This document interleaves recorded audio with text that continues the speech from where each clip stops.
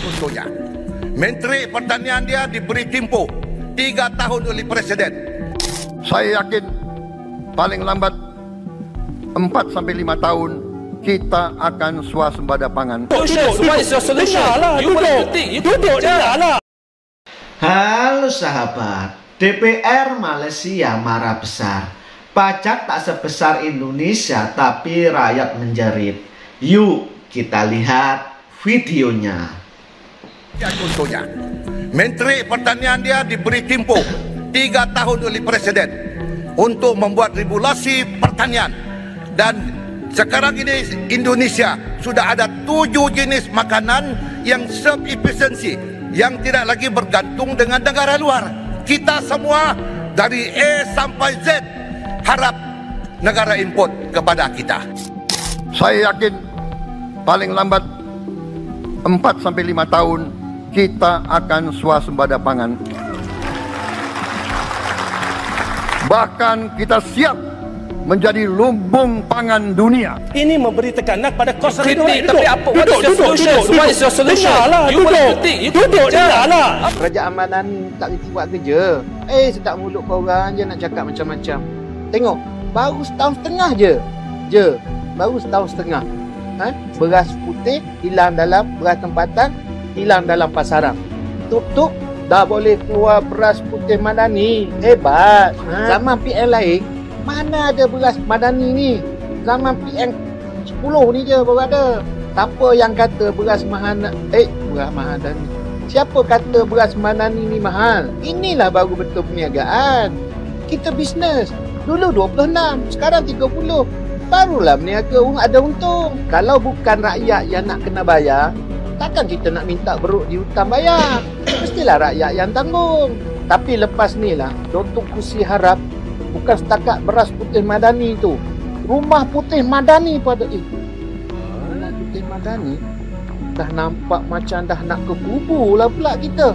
Bukan, rumah Madani, rumah mampu milik yang rakyat dambarkan selama ni. Ini yang Dr. Kursi harap. Rumah mampu milik. Rakyat sekarang nak miliki rumah dah susah, mahal. Dah ada beras putih, lepas tu ada rumah Madani. Selain daripada beras Madani, kita ada kereta Madani. Yang rakyat mampu milik. Dulu dah cakap ada formula untuk turunkan harga kereta. Jadi mestilah kita dah boleh laksanakan. Tunggu masa je, bagilah masa sikit dia orang buat kerja. Seorang wanita berniaga nasi lemak mengadu, memberitahu berhutang lebih daripada 11 orang ahlong. Seorang wanita menjual pisang goreng di tepi jalan berhutang lebih daripada 3 orang ahlong. Maka inilah yang kita lihat bahawasanya mereka terpaksa meminjam kepada ahlong bagi memastikan perniagaan dapat bertahan serta untuk menampung kos sara hidup mereka yang semakin meningkat. Ini adalah sebahagian kisah para peniaga yang hari ini membanting tulang 4 kerat, bukan untuk menjadi kaya tetapi demi kelangsungan hidup. Niat kerajaan untuk menetapkan gaji minimum di paras 1,700 disambut baik. Namun dalam usaha bagi meningkatkan gaji minimum ini, terdapat syarikat yang mampu dan ada juga yang kurang mampu. Apa yang ditakuti ialah apabila syarikat yang tidak mampu akan mengambil pendekatan membuang ataupun untuk mengurangkan saiz syarikat yang boleh membawa kepada penambahan pengangguran.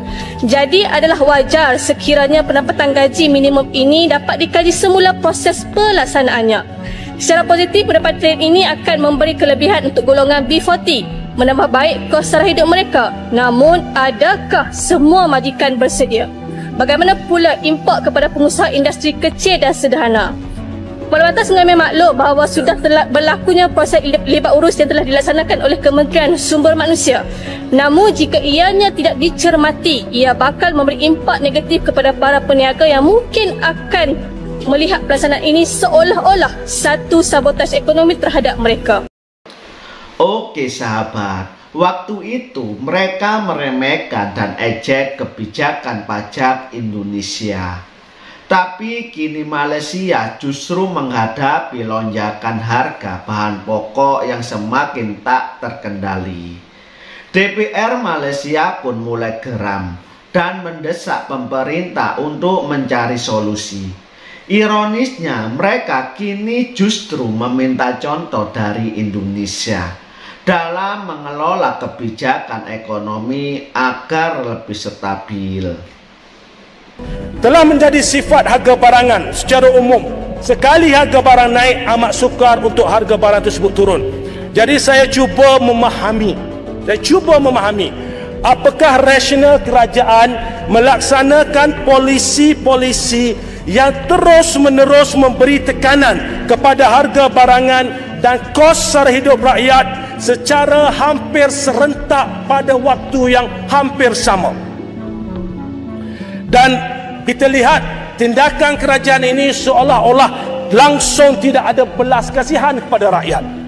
Pendekatan ini juga berbeza dengan janji-janji mereka sewaktu mereka di luar kerajaan terlebih dahulu.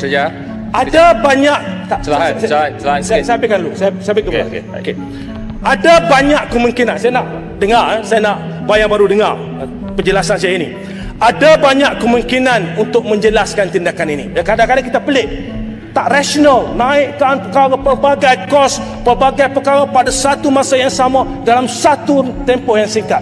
Kita lihat ini merupakan satu tindakan yang tidak rasional. Tak apa, saya melihat ada banyak kemungkinan untuk menjelaskan tindakan ini, ya. Saya cuma ingin bertanya tentang dua kemungkinan. Pertama, adakah kerajaan pada waktu ini mengikut model yang dicadangkan oleh pihak tertentu yang hanya ingin melihat kerajaan mengurangkan kadar defisit negara at all cost tanpa mengambil kira kesannya kepada rakyat? Itu satu.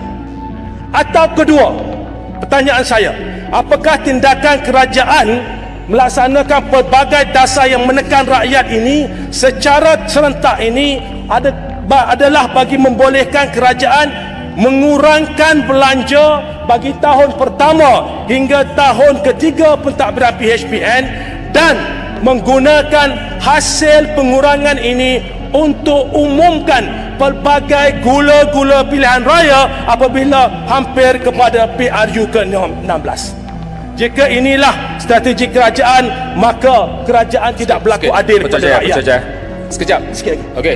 Apabila asas kos barangan dan perkhidmatan meningkat tinggi secara hampir serentak, maka amat sukar untuk diturunkan semula. Gula-gula dah naik dah. Buat sekarang semua naik. Dekat pilihan raya nak bagi gula-gula, bagi gula-gula macam mana sekalipun, ianya tidak akan dapat memberi kelegaan kepada rakyat dalam konteks kos sara hidup. Saya bagi peluang sikit. Saya jelaskan bagaimana keadaan 2024. Let's be very frank. Kenaikan SST dan juga diesel menyebabkan kenaikan pada kos pengeluaran. Itu merupakan asasnya. Suka atau tidak, bila kos pengeluaran meningkat, harga barang meningkat. Ini memberi tekanan pada kos sara hidup. Tapi apa? What is your solution? What is your solution? Duduk. Apa yang jadi? Ahli-ahli yang berhormat, masa yang berhormat Putrajaya pun sudah tamat. Tak, sedikit lagi, Tuan Yang Pertua. Tadi gangguan panjang, saya bagi dengan sikap gentleman lah bagi dekat Bayang Baru. Jadi saya bercakap tadi asas dasar ekonomi. Let's be very frank. Itu saya cakap tadi. Dan apa saya kata, apabila harga barang ni dia naik, dia takkan mudah turun. Dan apabila naik pada tahun 2024, ditambah lagi pada tahun 2025 dengan subsidi bersasar, dengan tarif elektrik, dengan perluasan skop SST, dia akan meningkat-ningkat, dia akan berantai, dia akan berganda-ganda. Dan soalan saya mudah saja, adakah ini merupakan pendekatan kerajaan untuk membolehkan mereka mengurangkan perbelanjaan, kumpul semua perbelanjaan bila dekat ini sangkaan jahat. Ini sangkaan jahat. Putrajaya. Dan saya jawabnya Ini soalan.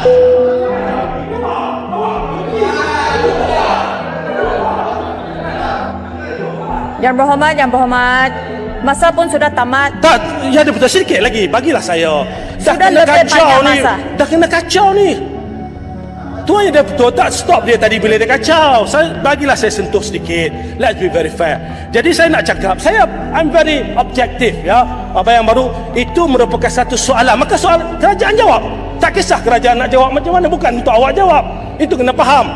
Seterusnya Tuan Yang Betul, izinkan saya sentuh sedikit lagi perkara berkaitan dengan Putrajaya. Kawasan saya sedikit saja. Tak apa, masa sudah tamat. Jangan ambil masa 2 minit boleh, 2 minit Tuan Yang Betul. Sila duduk. Kena duduk juga? Ya. Bagilah saya jemput Yang Berhormat. Tak boleh. Oke, gini sahabat, Indonesia berhasil menjaga pertumbuhan ekonomi dan menekan inflasi.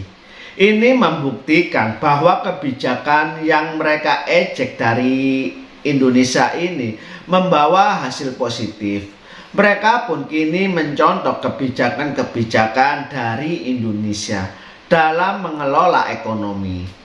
Dan DPR Malaysia mengakui bahwa Indonesia jauh lebih baik dibandingkan dengan negaranya, yakni Malaysia.